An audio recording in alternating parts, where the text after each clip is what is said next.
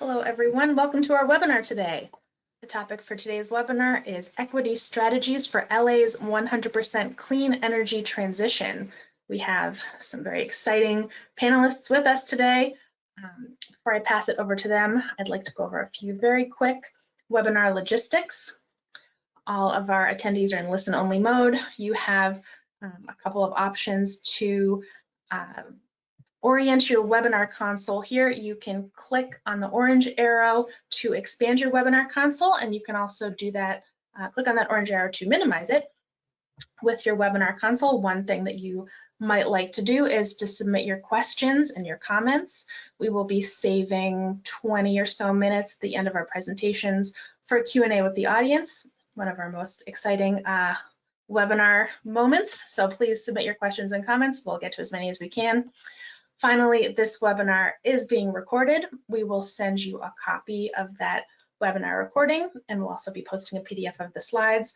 That'll all go out via email to you, and we'll post it on the CESA website later today or tomorrow. So with that, I'm very pleased to pass it over to CESA Executive Director Warren Leon, who will be moderating our webinar today. Hey, thanks very much, Sam. Before we get into the content of the webinar, I want to tell folks about the Clean Energy States Alliance, which is hosting the webinar. We're a national membership organization. We're a nonprofit coalition of public agencies, mostly agencies that work together to advance clean energy. And if we could go to the next slide. We have members in about 20 states across the country, and you can see logos of our various members up on the screen here. We always are looking for additional members to join us. And if we could go to the next slide. We have a very interesting and important presentation today. Many jurisdictions across the country have been planning for clean energy, including 100% clean energy. And one of the most important and comprehensive studies that have been done in any jurisdiction has been the LA 100 project. It's Los Angeles's 100% renewable energy study, and they came out with the initial round of analysis 2 years ago, but what they've done since then is they've focused on equity strategies, and that's what we're going to be focusing on today, which brings another important dimension to this study of 100% renewable energy in Los Angeles. If we can go to the next slide. We're going to be hearing from two speakers today, and I encourage you to look under handouts on your console. You can see their full bios, but I want to at least give you some sense of who they are. We're going to be hearing from Megan Day, who's a senior energy planner at the National Renewable Energy Lab, and she led the LA 100 Equity Strategies Modeling and Analysis team. We're also going to be hearing from Greg Reed, who serves as Senior Assistant General Manager for the Office of Diversity, Equity, Inclusion at the Los Angeles Department of Water and Power. He also played a very important role in this study, and he's going to be talking about it along with Megan. So let me turn it over to them, and as Sam said before, as you think of questions, please ask them in the question tool. Thank you so much, Warren. I'm thrilled to be here. It's always great to be with the CESA crowd. You all are engaged and knowledgeable and decision makers. So thrilled to be here with you today and looking forward to some good discussion and questions and answers. So let's dive in. I'll be sharing some of what we found, as Warren said, in this LA 100 Equity Strategies project. And then Gregory Reed with LADWP is going to focus on what's already been done at the largest municipal utility in the country and what they're looking forward to accomplishing moving forward in this equity strategies implementation. So as Warren mentioned, in 2021, NREL's LA100 study found that reliable 100% renewable energy is achievable. If coupled with electrification of other sectors, primarily transportation, this transition and 100% clean energy will provide significant environmental and health benefits.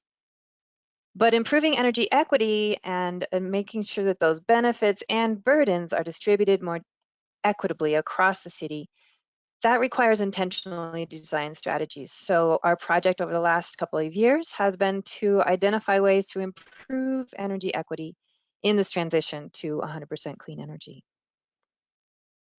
The process was guided by community members throughout, particularly centering equity and disadvantaged or underserved communities.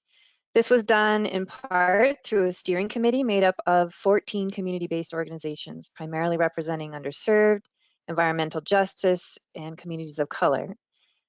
Again, they met monthly and they guided and influenced every step of the process in our analysis approach, etc. NREL also held listening sessions with more than 100 constituents of those community-based organizations throughout the city. And we heard both what are their barriers to, as well as what are their ideas for equity strategies for energy equity. We also had an advisory committee.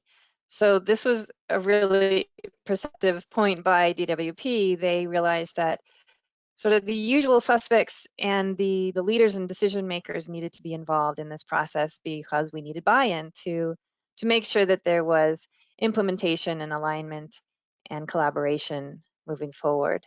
And so we had an advisory committee that met every other month that included city agencies, nonprofits, council offices, the union, the Sierra Club, etc. And so they made sure that they were understanding where there's alignment with existing programs and plans and merit, there could be maybe some more collaboration. From that community engagement process, particularly those listening sessions, we heard key priority areas, and the number one of which was affordability. So affordability meaning relieving or alleviating the burden of high energy bills. And this really in LA came down to avoiding displacement and addressing even some of the unhoused crisis, right? The housing crisis in LA is pretty acute, and so that was related as well. Affordability, number one. Also access to, but not just access or offering technologies and programs, but really measuring by the use of and participation in programs and access to technologies and infrastructure. Also health, safety, and community resilience.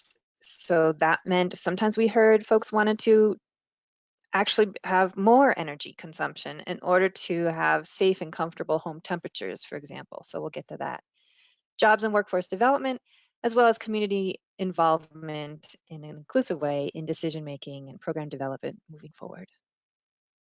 On that community involvement piece, we did hear from those listening sessions that some community members felt like they'd been engaged in the past, but they hadn't seen their ideas or their concerns acted upon, and so they didn't feel involved in decision making. This is pretty common. And so promoting an inclusive community involvement process by implementing a collaborative platform moving forward to enable that community engagement is one strategy. This is already happening, and Greg's going to talk about that through continuing on that steering committee in a new form. Also co-developing programs and services, and that would mean engaging those community members for whom these programs are supposed to serve. In addition, providing tailored outreach, education, and job training. So we heard some mention of like a promotora approach, where you're engaging with trusted community members and organizations to reach out, sometimes door to door, to help folks understand how to access and use some of the opportunities in clean energy, rebates, incentives, programs, etc. We also looked at something of a recognition justice, right? Where is LADWP now, and who has been benefiting from clean energy investments? So we took a look at all of the clean energy related incentives and rebate programs and where households had received those benefits across the city. And we found that unless a program was specifically targeted to benefit low-income households, here as the Energy Savings Assistance Program, that the solar efficiency and electric vehicle programs had predominantly benefited non-disadvantaged, mostly white, non-Hispanic, homeowning, and above median income households. So then we took a deep dive into 6 different areas where NREL did what we do best, and that is really robust high performance computing modeling of different scenarios in the future under different equity scenarios compared to kind of a business as usual scenario. And one of those areas was, of course, that top priority, affordability. We modeled energy bills across 50,000 representative household types and building types in the city, including by income, by renter versus owner occupied, by different housing types, number of floors, number of windows, type of insulation, siding, etc. We get really detailed at NREL. And so we found that by 2035, when LADWP has set their goal of achieving 100% clean energy, continuing the current rate structure and the solar compensation approach will increase electricity bills 50% more for low-income customers than average customers. So bill affordability and equity strategies here may involve rate reform and shifting from a solar net metering, whereas compensation at retail rates, to a solar net billing, which is compensation for solar adopters at an avoided cost or more like a wholesale rate, that can improve affordability and equity in bills. We also modeled 6 different types of efficiency upgrades to try to figure out which upgrades could deliver immediate bill savings to low-income households through what's called an on-bill tariff. This is where the utility actually does the investment and make sure that the upgrade is installed, and then they recoup that cost over time through an on-bill rider. And we were looking for opportunities to have immediate savings that even included that on-bill rider. And we found that heat pump water heaters and enhanced insulation could provide that immediate bill savings through that approach for more than 100,000 households at least in LA for low-income households through that energy savings. We also modeled different types of bill assistance programs modeled on the CARE and FARA IOU approaches in California, and found that they could certainly increase bill affordability as well. And that is kind of above and beyond what LADWP currently offers. There are regulatory restrictions on what the utility is able to do in California. And so some of these will require regulatory reform to implement. On the solar side, we took a look at both rooftop as well as shared community solar. The utility does have a shared solar program, and that is targeted at multifamily building residents currently. It requires a premium to enroll, so you start off paying more than the electricity rate, but then that is fixed and you're supposed to save money over time. However, that is a barrier to enrollment among lower income households.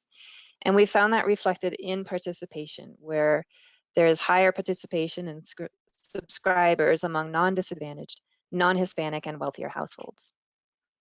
So compared to low-income rooftop solar sort of direct install approaches that the utility could take, we modeled a shared solar program with a low-income discount rate for 50% of all new subscribers. And we found that even the capital costs for that, you could install 5 times more capacity with a shared solar approach than you could with a rooftop solar approach. And at the same time, you could deliver those savings much more easily to multifamily building residents, renters, and low-income households. We also took a look, so we're going to get to this here, at housing weatherization and resilience. So again, a lot of folks we heard from said that they actually wanted to use more energy in order to have those safe and comfortable home temperatures. We found that with the increase in temperatures projected through climate change by 2035, that 230,000 low-income households in LA who don't have or can't afford to use cooling, they're going to experience a total of more than 2 months worth of indoor dangerous temperatures by 2035. So that is 86 degrees or more in LA. And so strategies here can actually be a matter of life and death, right?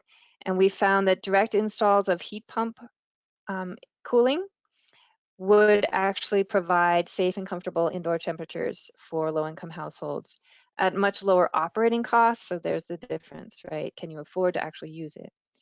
So again, providing safety and comfort.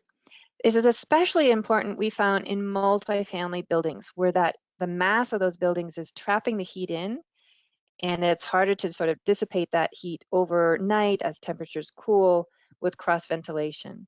And so multifamily building residents, we found, would be much more at risk of dangerous indoor temperatures for longer periods of time.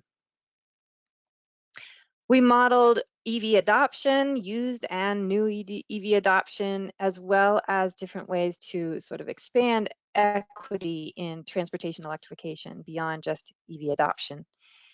We found that the current used EV rebate that LADWP offers, if it was increased for low-income households, that it could actually increase adoption by 50,000 vehicles among low and moderate income households. So LADWP is already committed to that increase. We found also that with that increase in adoption, that by 2035, there would be a large number of households who are likely to adopt but lack home charging access. And that's where 80 to 90% of charging occurs. So to address that barrier, at and near home EV charging opportunities can really make a difference in enabling more equitable access to EV adoption. We also took a look at shared EV and e-bike programs. There was a lot of community interest in e-bikes. And we found that different types of these shared programs could help reduce transportation costs and time, depending on the neighborhood. If it was a more optimal solution across different neighborhoods. So that's a strategy that we can differentiate by area. So here's a look at some of the stuff that we did on the transportation electrification side. Megan, this is Warren. Sorry to interrupt. You were breaking up a little. Can I suggest you turn off your camera for the moment? Thank you. Sure thing. Sorry about that. Okay. Hopefully that'll be a little better. My apologies. Do let me know if it happens again. See what I can do. So on the the transportation electrification sort of equity, we found that there is an incentive for low-income e-bike purchases in the state of California, but that less than 50% of households eligible for that incentive are within 1,000 feet of existing bike infrastructure in LA. So there's a disconnect, right, between safety to adopt those EVs and use them, e-bikes, sorry, and then sort of access to safety and infrastructure that needs to be addressed. And we also, again, found that sort of the solutions in terms of shared e-bikes and shared EVs, as well as improved electrified transit, they vary by neighborhood. So we mapped that out across different transportation disadvantaged neighborhoods. All right. Two more here, and I'll turn it over to Greg to talk about what they're up to moving forward. We looked at truck electrification and the impacts on air quality and health. We found that in LA, heavy-duty trucks account for more than 5%, sorry, only 5% of registered vehicles, but they're contributing 51% of on-road NOx emissions and 32% of primary particulate matter emissions in LA. So a really outsized impact on air pollution. And then heavy-duty trucks, the heaviest of that heavy-duty truck category, like dump trucks and fire trucks, these contribute 80% of truck particulate matter in LA. And we also found that electrifying trucks, heavy-duty trucks, has an actual disproportionate benefit to disadvantaged communities who are more often exposed to that pollution and having those associated health impacts by living near highways. So accelerating the utilities fleet as well as the city's fleet electrification for those trucks and building out the charging infrastructure to support it can really have an outsized benefit for air quality and health in LA. And finally, we looked at the distribution grid and equity and resilience and access to grid services. We find that disadvantaged communities experience higher grid stress in LA, and that by 2035, that disparity is going to increase in a business as usual scenario. There's also lower access to critical services that depend on electricity. So we modeled earthquakes and floods. And so disadvantaged communities have less access in those disaster situations to critical services like grocery stores and hospitals. And so prioritizing equity in grid infrastructure and increasing transformer capacity during replacement can help increase resiliency, equity in grid upgrades, and access to critical services, as well as adoption of distributed energy resources like EVs and solar moving forward. So we've delivered lots of data to help LADWP, and I will turn it over to Gregory. If you want to, Samantha, if you could add that link to the website, we've got a lot of data and maps and interactive site that you can play with and explore what we found in greater detail. So with that, I'll turn it over to Greg. Thank you, Megan. Really appreciate your presentation and the important work that you and the NREL team have done in delivering groundbreaking research around equity as it relates to our clean energy transformation for the city of Los Angeles. And of course, important partnerships with the University of California at Los Angeles, UCLA, also did additional research in support of this overall study. Many of you may be familiar with the city of Los Angeles. We're a city of 4 million residents and businesses, and the Department of Water and Power is the municipal utility that provides both electric service as well as water supply. From an energy perspective, we have a portfolio of resources that is inclusive of renewable energy, natural gas, nuclear, coal, hydroelectric power as well. And currently our clean energy component of our portfolio is roughly 43%. With the work that NREL has done, identify pathways to achieving 100% clean energy by 2035. Our state of California requires that we achieve clean energy by 2045, but our leadership here at the City of Los Angeles, our City Council, our Mayor, and our Board of Water and Power Commissioners have set a mandate that we achieve 100% clean energy by 2035. But with that, the intentionality around those goals, in particular, as led by our Board of Water and Power Commissioners and our greater city leadership, says that we need to make sure that no Angelino is left behind in the process. And clearly the work that Megan talked about shows that there are existing disparities in our energy system. And those disparities can significantly widen as we go forward into this clean energy transformation. Around the 5 top priority areas that our community-based organizations identified, affordability is key. And there are no easy answers around the question of affordability. But with that being said, we have strategies that have been laid out by the important work of this 2-year study. And the next phase that we are embarking upon now is to implement many of those strategies. So with that, I'll cover those concepts now.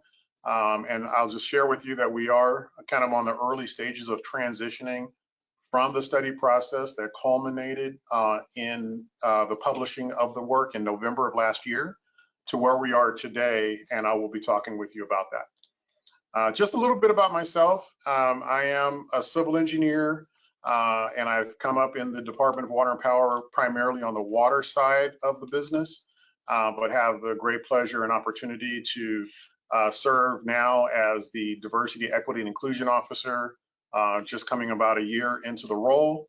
and also a year into being a part of a team on equity strategies. So with that context, next slide. One thing that we are upholding throughout our process of engagement is making sure that we're working closely with our communities who are most vulnerable.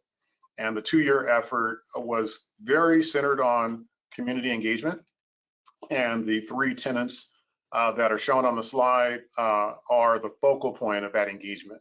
Recognizing the historic injustices and disparities that many of our vulnerable communities have experienced, having a process that provides meaningful and important engagement so that our vulnerable communities can have an important seat at the table and to help shape the policies and programs that would help alleviate many of the burdens that our underserved communities experience, as well as recognizing that our clean energy transformation needs to be equitable, both in terms of the burdens and the costs that our customers experience, as well as the variety of benefits that Megan talked about.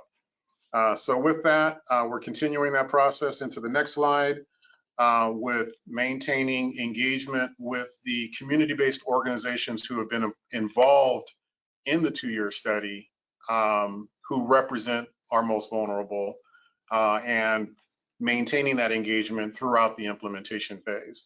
And so you'll see, the 14 organizations that are represented on this slide. And in addition, we've also continued the engagement with our partners in the labor union, which is the International Brotherhood of Electrical Workers.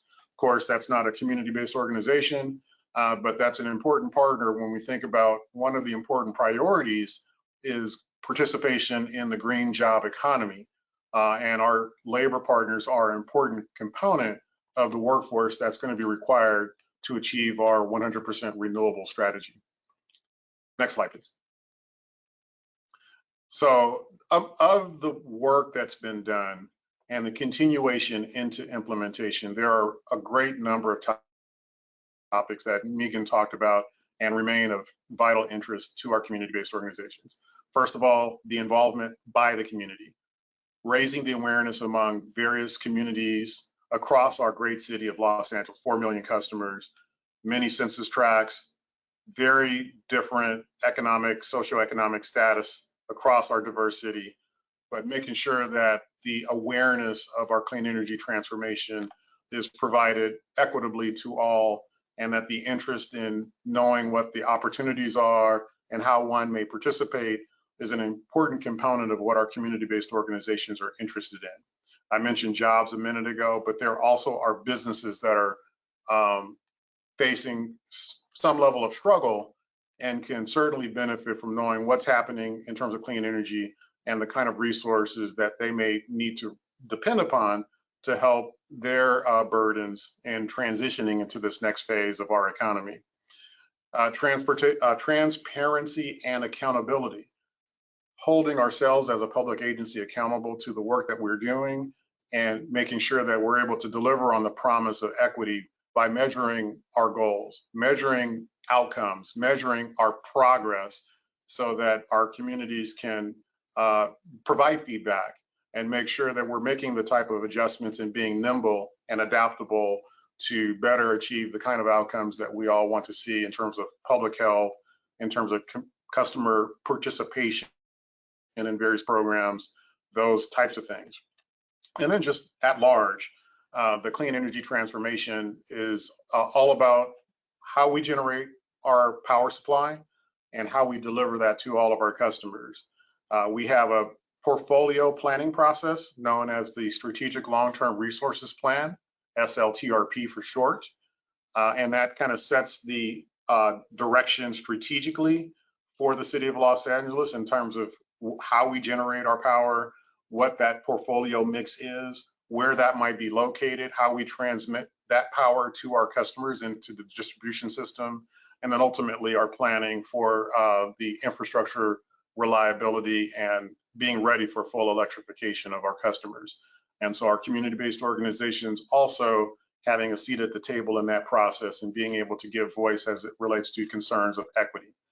And then clean energy programs and making sure that when we talk about EV adoption, one of the barriers is charging infrastructure. When you think about customers who may not have the ability to install an EV charger in their own home, how does that translate in terms of equitable outcomes?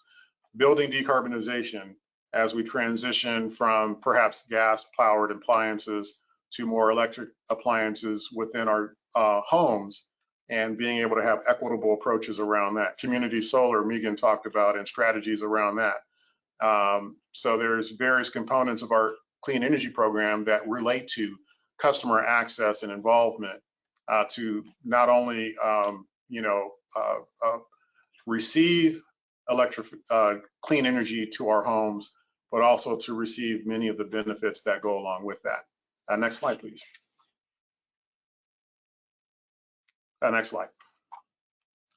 So with that, I want to talk quickly here about our SLTRP process, which is a cyclical process that looks at our energy portfolio, the strategies that we have at any point in time when we're going through our integrated resource planning approach, and having the investment strategy that goes along with that. And so we've had a community engagement process that typically has the involvement of prominent non-governmental organizations, many of our partner agencies, interest groups that have interest in energy supply for the city, businesses, the business community.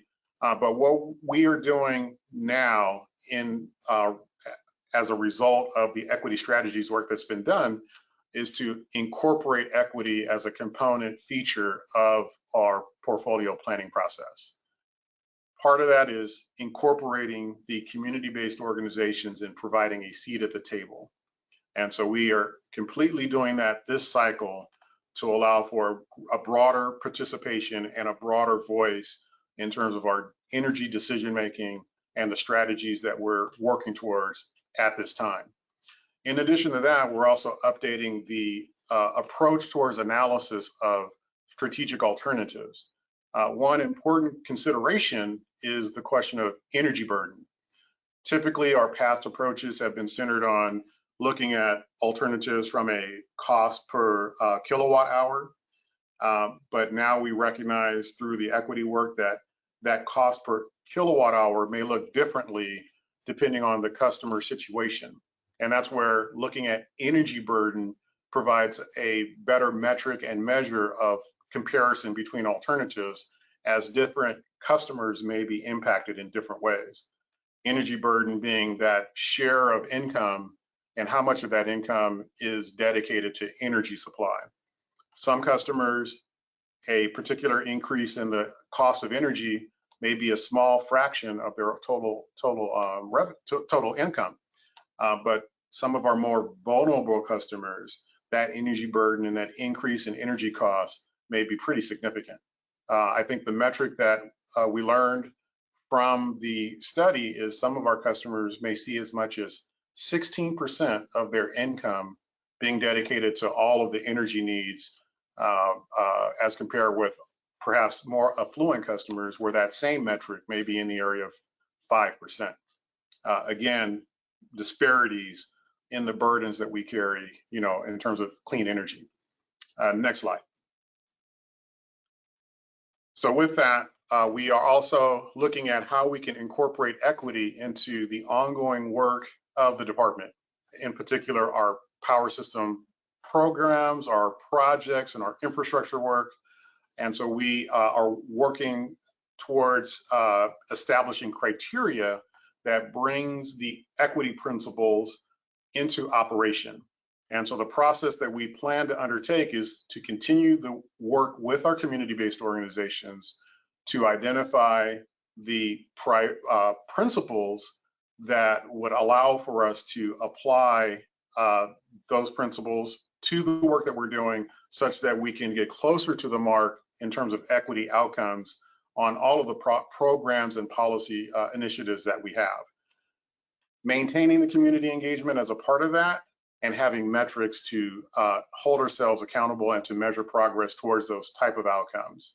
So moving to the next slide, that engagement process will begin this summer, working with our community-based organizations to establish the framework to ultimately provide a recommendation to our Board of Commissioners, and then to operationalize that as our go-forward process within a year's time. Next slide. So we also continue to develop equity initiatives throughout the programs that we have today. And you can see a listing here of many of the projects and programs that we have that address affordability, clean energy access, workforce development, and even air quality. And just to maybe call out just a few of these, starting at the top, our used electric vehicle rebate. We learned from the study that if we were to increase our rebate, focusing on our underserved communities, that we can increase the uptake of electric vehicle adoption.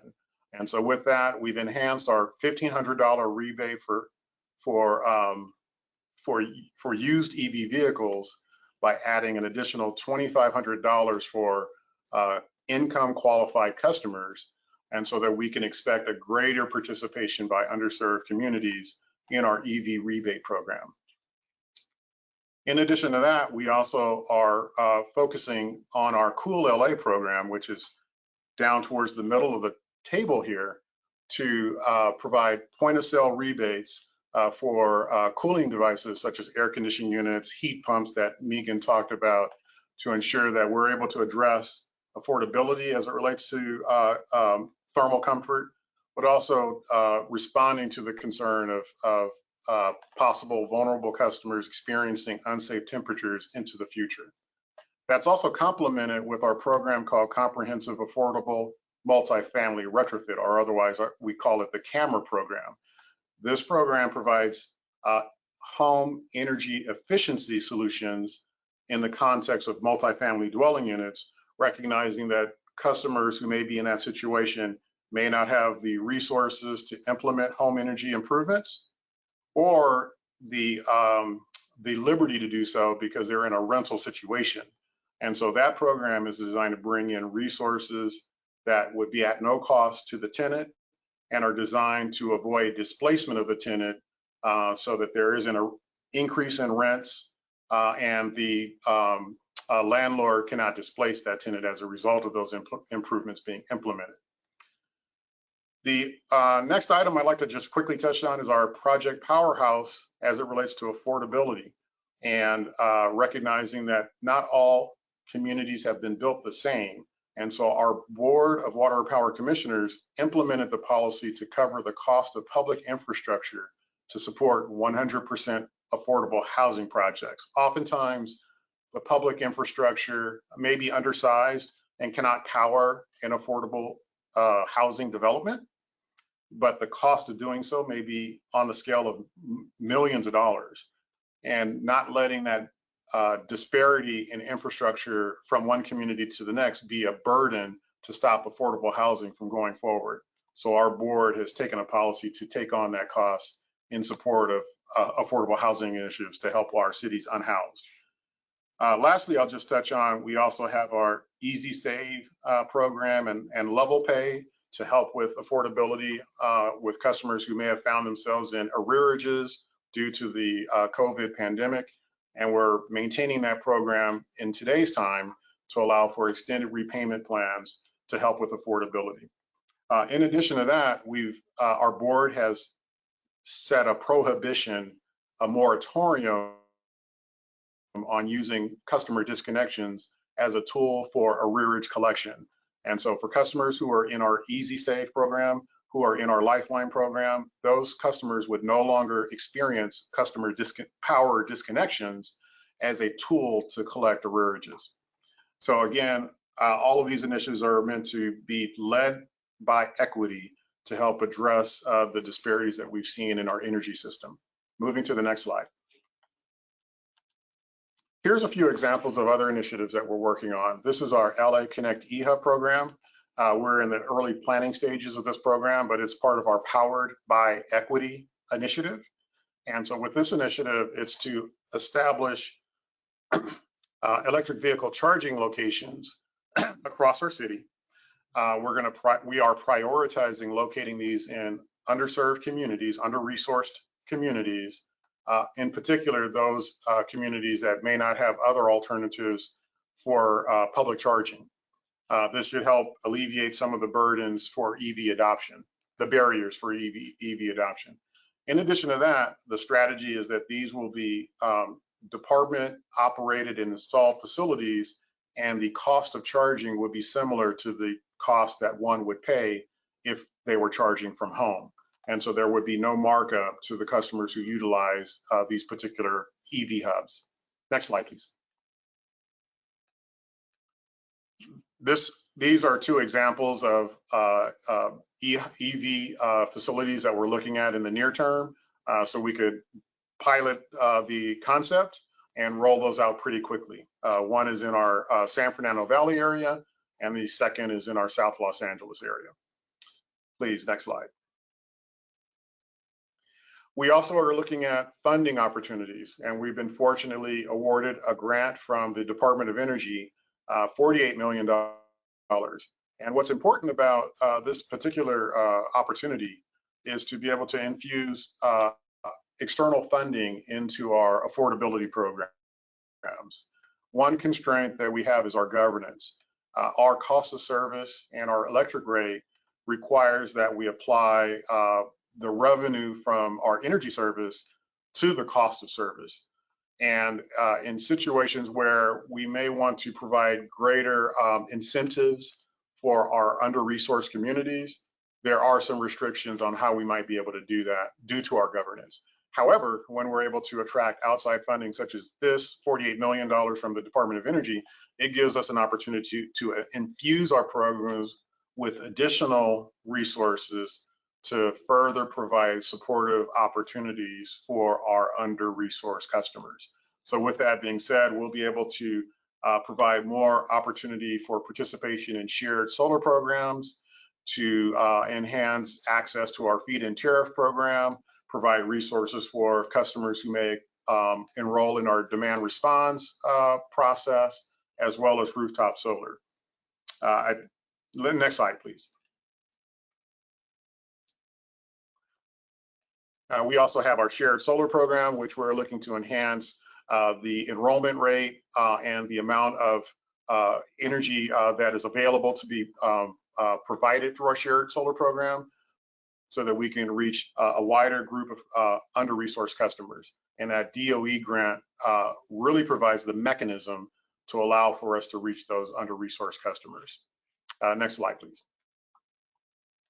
We also have received the authority from the California Public Utilities Commission to administer the Self-Generation Incentive Program. This is a program that was previously administered in our service territory by the Southern SoCal Gas.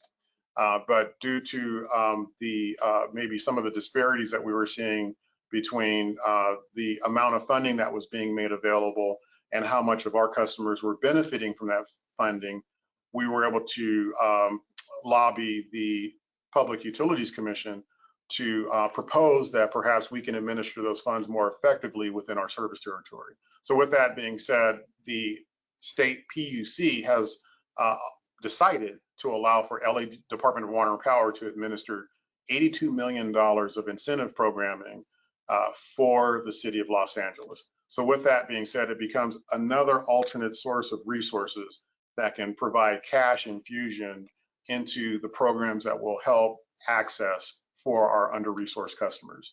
So just as an example, the middle picture depicts a dwelling, a house that may be adopting rooftop solar, that perhaps may be implementing battery storage, and with that perhaps might need some additional upgrades, such as the electric service panel, perhaps even the roofing system in terms of its structural integrity to support rooftop solar. This SGIP program is geared towards providing those kind of resources so that the customer can have access to participating in these type of programs. So a huge opportunity to help with the affordability piece within our energy system. Next slide, please. Finally, we also recognize that agency collaboration is going to be critical to the work that we're doing. Much of the work doesn't entirely reside within the LA Department of Water Power wheelhouse. So partnering with our other city departments, partnering with other agencies within the county and within the region will help us further the important work of clean energy transformation. Just to give you an example, Megan talked about electrification of our transportation system. And much of it may be focused on electric vehicle adoption, but that's not the only resource and solution to transform energy transportation. Shared e-bike programs, for example, public transit. And so these are areas that, in partnership with LA Department of Transportation, with LA Metro, can help broaden the inclusivity and incentives to help all of our customers have access to clean energy transformation, short of having to purchase an EV vehicle, as an example. When we talk about building decarbonization, there's many facets to making that a reality. For example, going to transition to electric appliances, implementing EV chargers at home, perhaps even battery storage, may require that the dwelling upgrades the electric service panel. That's something that's outside of the control of the Department of Water and Power. But in partnership with the housing department, in partnership with our building and safety partners, there could be opportunities for us to make supportive resources available to our underserved communities. So that agency collaboration piece is going to be very critical going forward. So with that, I believe that brings us to the end of our presentation. And now we can open it up for discussion and questions with our audience. Hey, thanks very much, Gregory and Megan. And there are a number of questions, and I'll jump right into it. You emphasize the importance of reaching out to community organizations and involving them. How did you decide which community organizations to target? And what did you do to convince them that it was going to be a good use of their time to participate in the project? That's a really great question, Warren. And I'll have to admit that I have joined this team, along the way, as the study was culminating. Perhaps Megan can provide some insights around that, but I would expect that there have been many of our organizations who've been working in the climate justice arena for quite some time.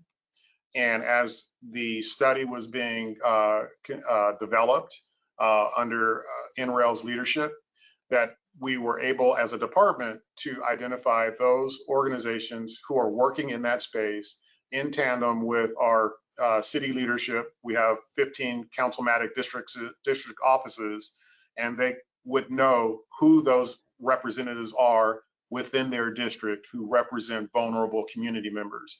And the idea is that we would have both geographic coverage of our city, in particular vulnerable customers, as well as maybe the ethnic and other various demographic diversity, to make sure that we're not leaving anyone behind.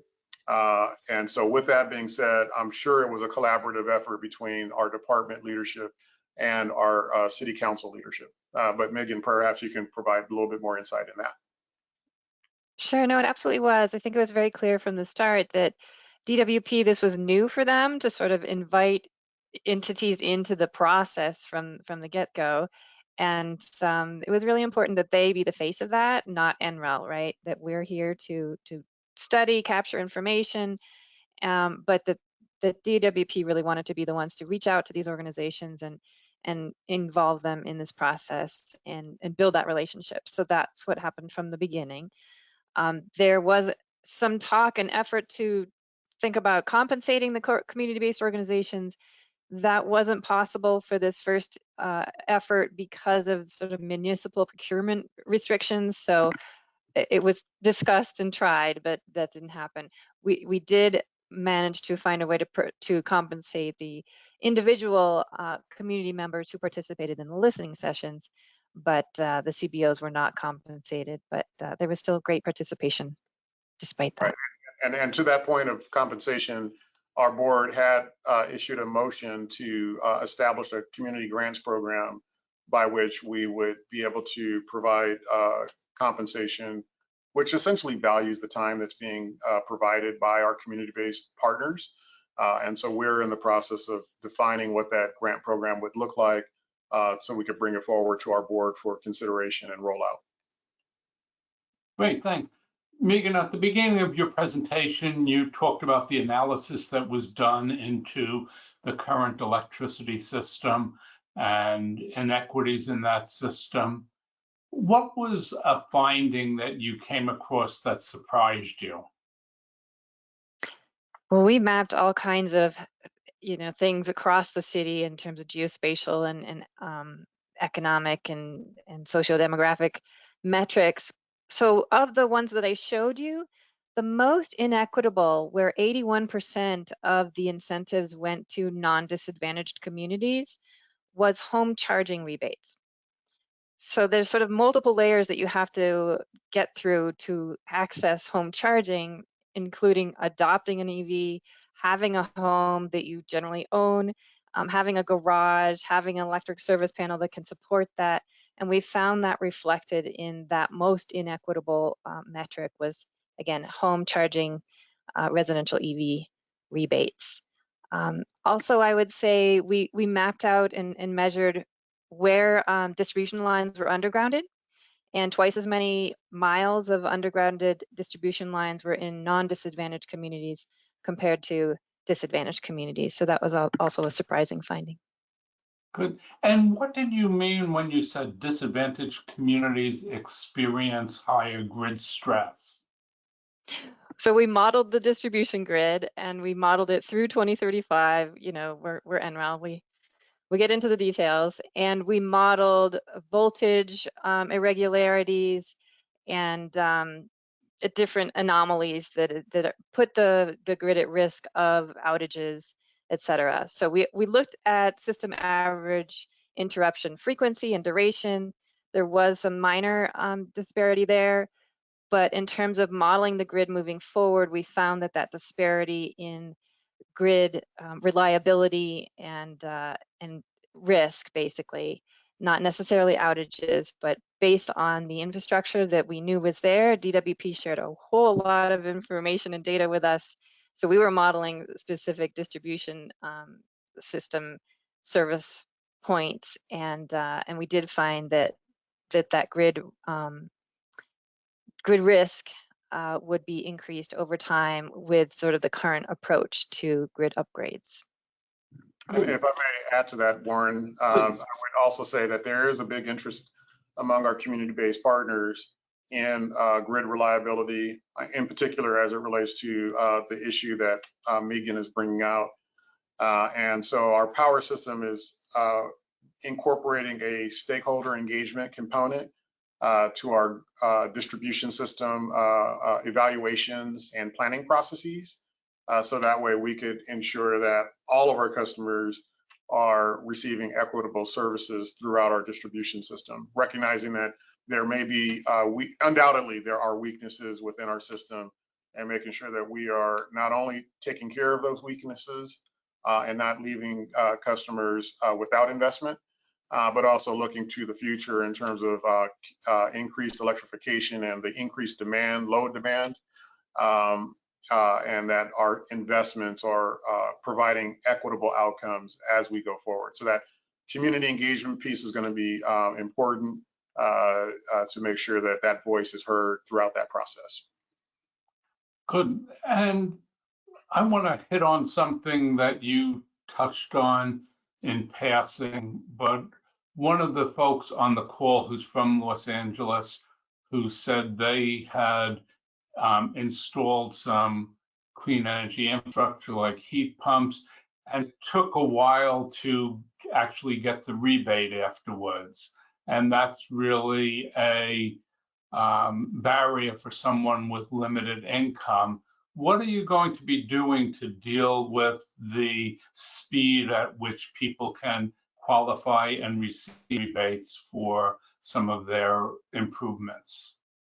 That's a really important question because it's one thing to have access to energy efficient appliances such as cooling infrastructure, air conditioning, and heat pumps. But if that purchase is out of reach of our target customers, then it's a solution that can't be taken advantage of. So our board had initiated point of sale rebates. Currently, we're working on the contract to establish the payment mechanism with the marketplace. Uh-oh. Am I still online? I think. You sure are. Okay. All right. I'll continue talking, although I can't see anything on the screen. But the mechanism is meant to establish a marketplace where customers literally can get the rebate at the point of sale and not have to wait and cut out the coupon and mail that in to get that rebate. And in some cases, the devices that they may purchase, heat pump, window air conditioning unit, might be free of charge. Well, we only have a few minutes left, so I want to ask both of you one question. You know, most of the folks on this call are not from Los Angeles. They're from other cities and states. They're in many cases leaders in clean energy efforts in those other cities and states. From your experience in Los Angeles, what advice do you have for folks in other jurisdictions as they think about how to incorporate equity into their clean energy decarbonization programs? I don't know which of you want to go first. And I'll hand it over to you, Greg. You had the final say. So at NREL, we work to make sure that all of our methodologies and our data that is publicly shareable is made certainly accessible and public. So all of the methodologies that we've used are published, and you can look at how we analyzed some of these metrics in terms of equity metrics and modeled what might happen in the future under different scenarios. The baseline analysis that is published as well as to how you might go about measuring the same baseline equity and distribution of different incentives and access to programs. So that is definitely something that you can use NREL's existing resources for. You can also apply to a number of programs that are modeled after some of the LA 100 work that DWP has led, and now other folks are benefiting from that through DOE support moving forward. So there are programs like CLEAP and C2C that you can look up and see if you can find some free support to access similar types of technical assistance from NREL and other partners. Great, thank you. And I would say that I think the thing that I would encourage our utility leaders to think about is, caring for those who are most vulnerable, because they may not have the opportunity to voice their experiences and the challenges with the energy burden. And so giving space to hear those voices, allowing for some assessment of the data that would demonstrate what those harms are, what those disparities look like, and then looking at the operation of the utility, the investments it's making, even the job creation that our investments result in, and caring for those who are most vulnerable to allow them to benefit from those investments, and to try and structure and design our programs in ways that can perhaps address some of the harms that our most vulnerable experience. I don't want to talk about Flint, Michigan. I don't want to talk about, Jackson, Mississippi. And we certainly have our own challenges here in the city of Los Angeles. But suffice it to say that if we as leaders care about our constituents equitably, I think the rest will follow. That's very good advice. I want to congratulate both of you on your important work, and thank you for sharing your interesting findings and programs with our audience today.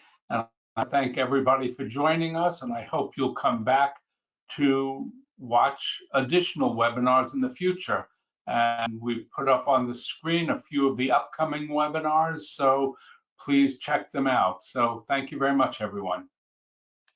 Thank you. Take care, everyone. Thanks so much.